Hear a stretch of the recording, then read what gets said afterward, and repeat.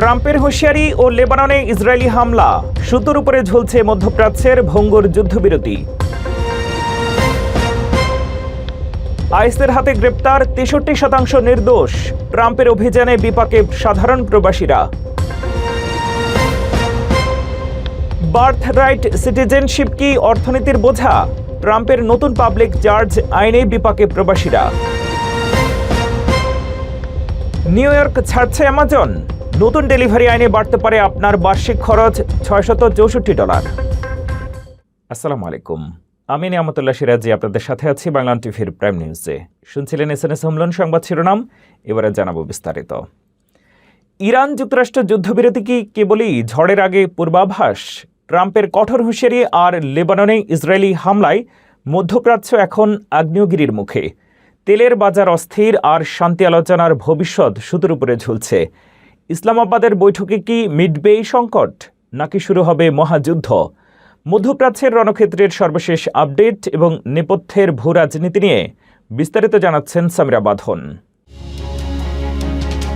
মধ্যপ্রাচ্যের যুদ্ধের দামামা এখনও থামেনি। যুক্তরাষ্ট্র ও ইরানের মধ্যে 2 সপ্তাহের একটি ভঙ্গুর যুদ্ধবিরতি চললেও প্রেসিডেন্ট ডোনাল্ড ট্রাম্পের সাম্প্রতিক হুঁশিয়ারি বিশ্বজুড়ে নতুন করে উদ্বেগ সৃষ্টি করেছে। ট্রাম্প স্পষ্ট জানিয়েছেন, ইরান যদি আসল চুক্তি না মেনে চলে তবে এমন সামরিক ব্যবস্থা নেওয়া হবে যা আগে কখনো দেখা যায়নি। বুধবার মধ্যরাতে সোশ্যাল মিডিয়া পোস্টে প্রেসিডেন্ট ট্রাম্প সাফ জানিয়ে দিয়েছেন, মার্কিন নৌবাহিনী, বিমান বাহিনী এবং সকল সৈন্য ইরানের আশেপাশে মোতায়েন থাকবে। যতক্ষণ না ইরান পরমাণু অস্ত্র ত্যাগ এবং হরমুজ প্রণালীকে নিরাপদ রাখার পূর্ণ প্রতিশ্রুতি দিচ্ছে, ততক্ষণ মার্কিন সেনারা সরবে না। ট্রাম্পের ভাষায়, মার্কিন সামরিক বাহিনী এখন কেবল বিশ্রাম নিচ্ছে এবং পরবর্তী অভিযানের জন্য প্রস্তুত হচ্ছে। এদিকে পাকিস্তানের মধ্যস্থতায় শুরু হওয়া এই 2 সপ্তাহের যুদ্ধবিরতির ভবিষ্যৎ এখন সুতোর উপর ঝুলছে। যদিও ওয়াশিংটন ও তেহরান ইসলামাবাদে আলোচনায় বসতে রাজি হয়েছে, কিন্তু 2 পক্ষের দাবি একেবারেই ভিন্ন। ইরান সমস্ত নিষেধাজ্ঞা প্রত্যাহার এবং লেবাননে ইসরায়েলি হামলা বন্ধের দাবি জানিয়েছে, যাকে ট্রাম্প ভুয়া খবর বলে উড়িয়ে দিয়েছেন। সবচেয়ে আশঙ্কাজনক পরিস্থিতি তৈরি হয়েছে লেবাননে। ইসরায়েল দাবি করেছে এই যুদ্ধবিরতি লেবাননের ক্ষেত্রে প্রযোজ্য নয়। গত 24 ঘন্টায় লেবাননে ইসরায়েলি হামলায় অন্তত 182 জন নিহত হয়েছেন। এই হত্যাকাণ্ডকে কেন্দ্র করে ইরান হুমকি দিয়েছে যে এভাবে শান্তি আলোচনা চালানো অযৌক্তিক। সংঘাতের এই আবহ সরাসরি প্রভাব ফেলছে বিশ্ববাজারে। অপরিশোধিত তেলের দাম আবারও ব্যারেল প্রতি $97 ছাড়িয়েছে। আগামী শুক্রবার ইসলামাবাদে অনুষ্ঠিতব্য বৈঠকই নির্ধারণ করবে মধ্যপ্রাচ্য কি দীর্ঘস্থায়ী শান্তির পথে হাঁটবে, নাকি এক ভয়াবহ সর্বাত্মক যুদ্ধের দিকে এগিয়ে যাবে। শান্তি আলোচনার আড়ালে কি তবে বড় যুদ্ধের প্রস্তুতি চলছে? লেবাননে ইসরায়েলি বিমান হামলা আর ইরানের পাল্টা হুঁশিয়ারিতে কাঁপছে বিশ্ব। কেন হিজবুল্লাহকে এই চুক্তির বাইরে রাখলেন ট্রাম্প? 182 জনের প্রাণহানি আর হিজবুল্লাহর রকেট হামলার পর মধ্যপ্রাচ্যের মানচিত্র কি বদলে যাবে? এই চরম উত্তেজনার নেপথ্য কাহিনী এবং যুদ্ধের সর্বশেষ খবরাখবর বিস্তারিত জানাচ্ছেন ফারজানা আফরোজ। মধ্যপ্রাচ্যের শান্তি ফেরানোর শেষ চেষ্টাও কি ব্যর্থ হতে চলেছে? ইরান ও যুক্তরাষ্ট্রের মধ্যে 2 সপ্তাহের ভঙ্গুর যুদ্ধবিরতি শুরু হতে না হতেই চরম উত্তেজনা সৃষ্টি হয়েছে। লেবাননে হিজবুল্লাহর ওপর ইসরায়েলের সর্ববৃহৎ বিমান হামলার পর ইরান সরাসরি যুক্তরাষ্ট্রকে কাঠগড়ায় দাঁড় করিয়েছে। তেহরানের দাবি, ওয়াশিংটন হয় এই হামলা থামাতে পারছে না অথবা থামানোর সদিচ্ছা তাদের নেই। বুধবার লেবাননের রাজধানী বৈরুত সহ দক্ষিণ ও পূর্বাঞ্চলে মাত্র 10 মিনিটে 100টিরও বেশি লক্ষ্যবস্তুতে আঘাত এনেছে ইসরায়েলি বিমান বাহিনী। এই ভয়াবহ হামলায় অন্তত 182 জন নিহত এবং প্রায় 900 জন আহত হয়েছেন। ইরান সরকারের শীর্ষ কর্মকর্তারা এই ঘটনাকে যুদ্ধবিরতির সুস্পষ্ট লঙ্ঘন বলে অভিহিত করেছেন। রেভলিউশনারি গার্ডের সাবেক প্রধান মোহসেন রেজাই এক কড়া বার্তায় বলেছেন, এই যুদ্ধবিরতি ভেঙে পড়ার জন্য আমেরিকাই দায়ী থাকবে। অন্যদিকে তেহরানের পার্লামেন্টের স্পিকার মোহাম্মদ বাঘের ঘালিভ অভিযোগ করেছেন, ইসরায়েলি হামলা ছাড়াও ইরানের আকাশ সীমায় ড্রোন প্রবেশ এবং ইউরেনিয়াম সমৃদ্ধকরণে বাধা দিয়ে শান্তি আলোচনার শর্ত ভঙ্গ করা হয়েছে। তবে প্রেসিডেন্ট ডোনাল্ড ট্রাম্প ইসরায়েলের পক্ষ নিয়ে জানিয়েছেন এই যুদ্ধবিরতি হিজবুল্লাহর ক্ষেত্রে প্রযোজ্য নয়। তিনি স্পষ্টভাবে হুঁশিয়ারি দিয়েছেন যে ইরান যদি শর্ত না মানে তবে আরও ভয়াবহ সামরিক অভিযান শুরু হবে। আজ বৃহস্পতিবার হিজবুল্লাহর পাল্টা রকেট হামলার পর পরিস্থিতি এখন মহাযুদ্ধের দিকে মোড় নিচ্ছে। ফ্রান্স, কাতার এবং জাতিসংঘ এই হামলার তীব্র নিন্দা জানিয়ে বলেছে এটি যুদ্ধবিরতির স্থায়িত্বকে সরাসরি হুমকির মুখে ফেলেছে। শুক্রবার ইসলামাবাদের বৈঠকে কি এই সংকটের সমাধান হবে নাকি শুরু হবে নতুন সংঘাত, নজর থাকবে সেদিকেই। আইএসের অভিযানে গ্রেফতার বাড়ছে, কিন্তু কারা আসলে ধরা পড়ছে? পরিসংখ্যান বলছে অপরাধী ধরার নামে এখন সাধারণ অভিবাসীদের লক্ষ্যবস্তু করা হচ্ছে বেশি। লেভেল 1 অপরাধীদের হার 7% নিচে নামলেও কেন 63% সাধারণ মানুষ গ্রেফতার হচ্ছে? প্রশাসনের এই নতুন কৌশলের নেপথ্যে কী কারণ? অভিবাসী জীবনের এই সংকটময় পরিস্থিতির বিস্তারিত জানুন ফারজানা আফরোজের রিপোর্টে। স্বপ্ন আর উন্নত জীবনের আশায় হাজারো মানুষ পাড়ি জমান স্বপ্নের দেশ আমেরিকায়। কিন্তু সেই স্বপ্ন কি এখন দুঃস্বপ্নে পরিণত হতে চলেছে? আমেরিকার ইমিগ্রেশন দফতর বা আইস এর একটি চাঞ্চল্যকর পরিসংখ্যানে দেখা গেছে বর্তমানে যে হারে গ্রেফতার চলছে তার সিংহভাগই কোনো অপরাধী নয়, বরং আমাদের মতো সাধারণ প্রবাসী। তথ্য বলছে আইসের হাতে গ্রেফতারকৃতদের মধ্যে 63%রই কোনো ক্রিমিনাল রেকর্ড বা অপরাধের ইতিহাস নেই। তারা কেবল সাধারণ ইমিগ্রেশন নিয়ম ভঙ্গের দায়ে আটক হয়েছেন। অন্যদিকে লেভেল 1 বা ভয়ঙ্কর অপরাধীদের গ্রেফতারের হার নাটকীয়ভাবে কমে মাত্র 7% দাঁড়িয়েছে। তার মানে কি অপরাধী ধরার চেয়ে সাধারণ শ্রমজীবী মানুষদের ধরা এখন আইসের প্রধান লক্ষ্য? ট্রাম্প প্রশাসনের এই কঠোর অভিযানে বিপাকে পড়েছেন হাজার হাজার অভিবাসী পরিবার, যাদের বিরুদ্ধে কোনো পেন্ডিং চার্জ নেই, যারা বছরের পর বছর শান্তিতে বসবাস করছেন। আজ তারাও নিরাপদ নন। অপরাধ দমনের নামে এই গণগ্রেফতার কি কেবলই রাজনৈতিক সংখ্যা বাড়ানোর একটি কৌশল? এই রুদ্ধশ্বাস পরিস্থিতিতে আতঙ্কিত না হয়ে আপনার আইনি অধিকার সম্পর্কে সচেতন হন, কারণ আপনি অপরাধী না হলেও আপনার ছোট একটি ইমিগ্রেশন ভুলই আপনাকে বিপদে ফেলতে পারে। জন্মসূত্রে মার্কিন নাগরিকত্ব কি এখন আমেরিকার অর্থনীতির জন্য বড় চ্যালেঞ্জ?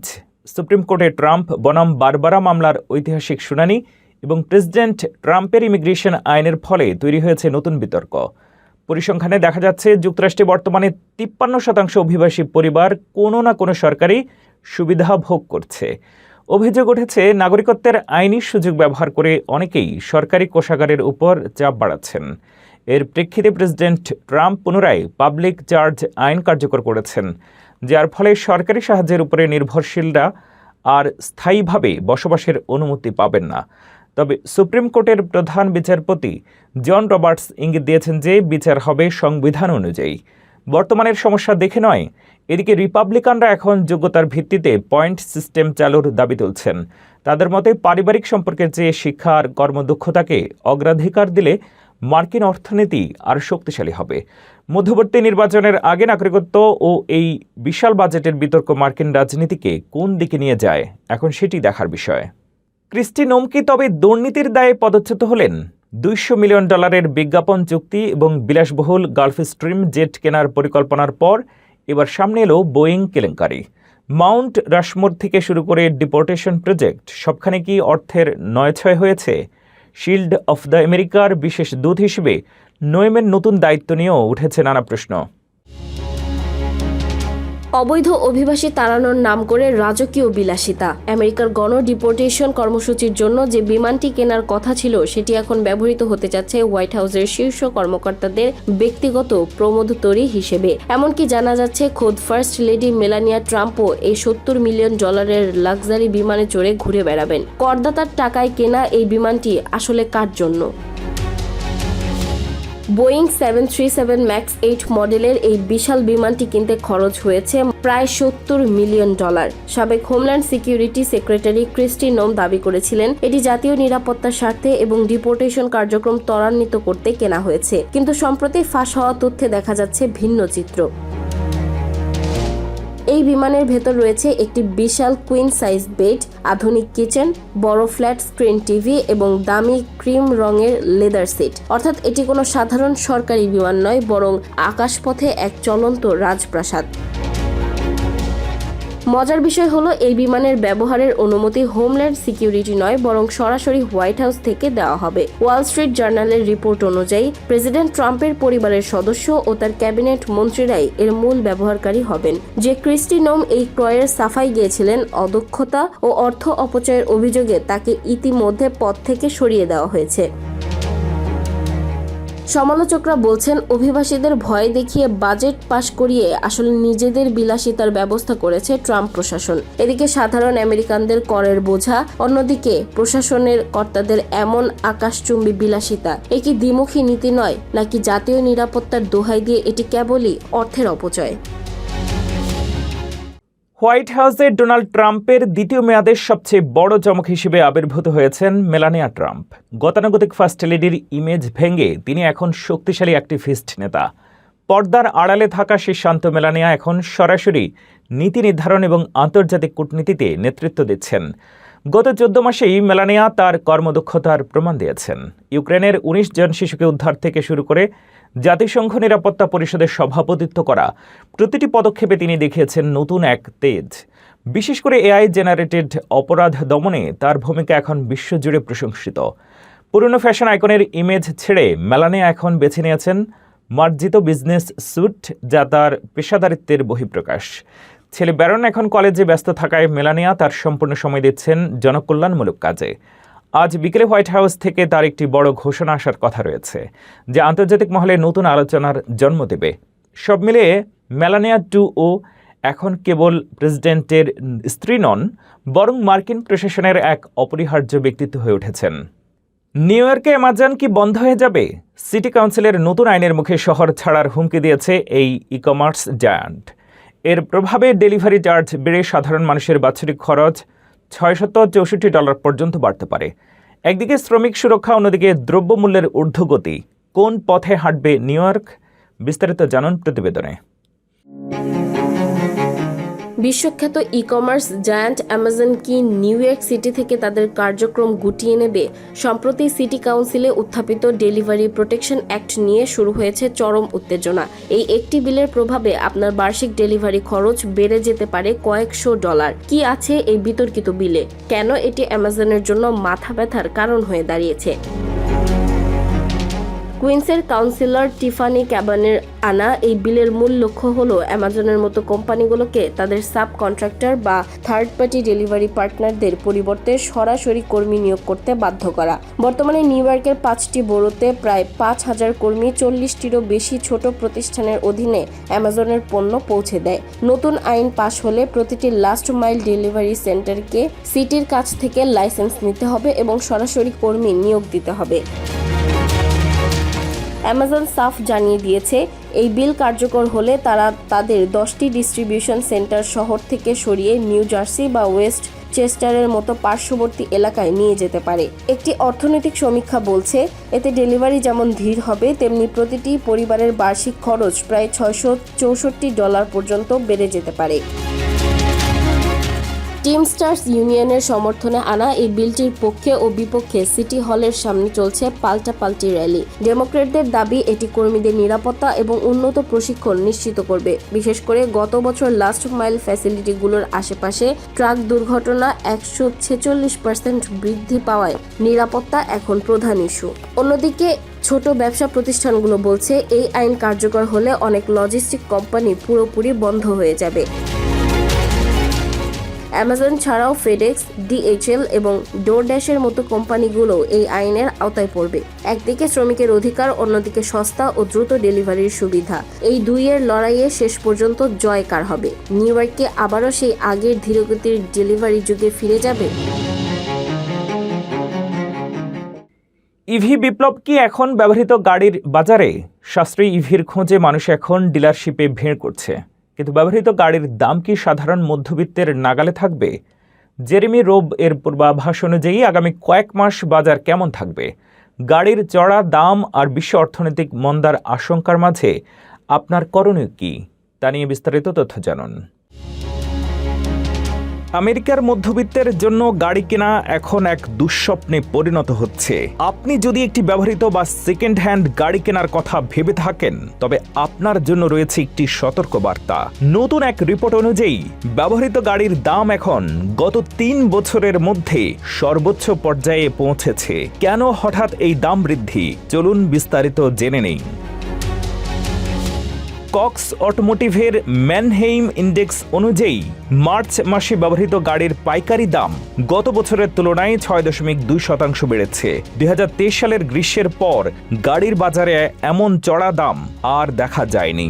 মূলত বছরের শুরুতে মার্কিন নাগরিকদের পাওয়া ট্যাক্স রিফান্ডের টাকা হাতে আসায় বাজারে গাড়ির চাহিদা হু হু করে বাড়ছে, কিন্তু সেই তুলনায় গাড়ির সরবরাহ বা ইনভেন্টরি খুবই কম। অর্থনীতিবিদ জেরেমি রোব জানিয়েছেন, ডিলাররা আগে থেকেই এই বাড়তি চাহিদার কথা আঁচ করতে পেরেছিলেন। বর্তমানে বাজারে ব্যবহৃত ইলেকট্রিক ভেহিকেল বা ইভির চাহিদাও চোখে পড়ার মতো। নতুন ইভির তুলনায় ব্যবহার করা ইভি সাশ্রয়ী হওয়ায় অনেকেই এখন ঝুঁকছেন এদিকে। বিশেষজ্ঞদের মতে মধ্যপ্রাচ্যের চলমান যুদ্ধ পরিস্থিতি বিশ্ব অর্থনীতিতে নেতিবাচক প্রভাব ফেললেও আমেরিকার গাড়ির বাজারে তার প্রতিফলন এখনো দেখা যায়নি। তবে সতর্কবার্তা হলো, আগামী কয়েক মাস এই দাম চড়াই থাকবে।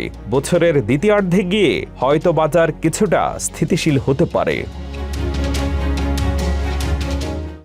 সোনার দামে চরম অস্থিরতা। বৃহস্পতিবার বিশ্ববাজারে সোনার দাম $4,715 স্থিতিশীল থাকলেও ইরান আমেরিকা ভঙ্গুর যুদ্ধবিরতি নিয়ে বিনিয়োগকারীদের মধ্যে বিরাজ করছে তীব্র আতঙ্ক। ট্রাম্পের কড়া হুঁশিয়ারি আর মধ্যপ্রাচ্যে তেলের বাজারের হাহাকার কি সোনার দামকে নতুন কোনো রেকর্ড বা বড় ধসের দিকে ঠেলে দেবে? শুক্রবারের মার্কিন মুদ্রাস্ফীতি রিপোর্টের আগে বিশ্ব অর্থনীতির এই রুদ্ধশ্বাস মোড় বদলের প্রতিটি খুঁটিনাটি তথ্য জানুন আমাদের প্রতিবেদনে।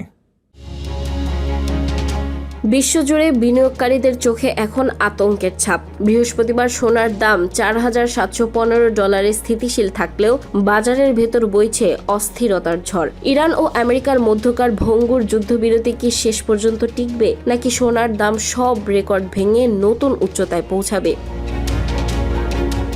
$4,607 থেকে $4,860 এই রুদ্ধশ্বাস ওঠানামা নিয়ে এখন চিন্তিত খোদ বিশেষজ্ঞরাও। প্রেসিডেন্ট ডোনাল্ড ট্রাম্প স্পষ্ট জানিয়ে দিয়েছেন, মধ্যপ্রাচ্যে শান্তি চুক্তি না হওয়া পর্যন্ত মার্কিন সেনারা সরবে না। এই ঘোষণায় বিনিয়োগকারীরা সতর্ক হয়ে উঠেছেন। 28 ফেব্রুয়ারি যুদ্ধ শুরু হওয়ার পর থেকে সোনার দাম 10% বেশি কমেছে। জ্বালানি তেলের আকাশচুম্বী দাম আর আকাশছোঁয়া মুদ্রাস্ফীতির কারণে সুদের হার বাড়ার আশঙ্কায় সোনার এই দরপতনের মূল কারণ। অন্যদিকে লেবাননে ইসরায়েলের ভয়াবহ হামলা তেলের বাজারকে আরও তপ্ত করে তুলেছে। তেলের যোগান বন্ধ হওয়ার আশঙ্কায় বিশ্ব অর্থনীতিতে মুদ্রাস্ফীতির যে সুনামি ধেয়ে আসছে তার সরাসরি প্রভাব পড়ছে আপনার পকেটে। তেলের দাম $4 ছড়ানোই সাধারণ মানুষের সঞ্চয়ে এখন হুমকির মুখে। শুক্রবারের আমেরিকান মুদ্রাস্ফীতি রিপোর্টই ঠিক করে দেবে সোনার গহনার দাম কমবে নাকি বাড়বে। ট্রাম্পের এপিক ফিউরি আর ইরানের পাল্টা চালের মাঝে পিষ্ট হওয়া বিশ্ব অর্থনীতির এই নাটকীয় মোড় কোথায় থামবে? এ ছিল বাংলা টিভির প্রাইম নিউজে। পরবর্তী প্রাইম নিউজ দেখার আমন্ত্রণ জানিয়ে শেষ করছি এখানেই। এতক্ষণ সাথে থাকার জন্য ধন্যবাদ।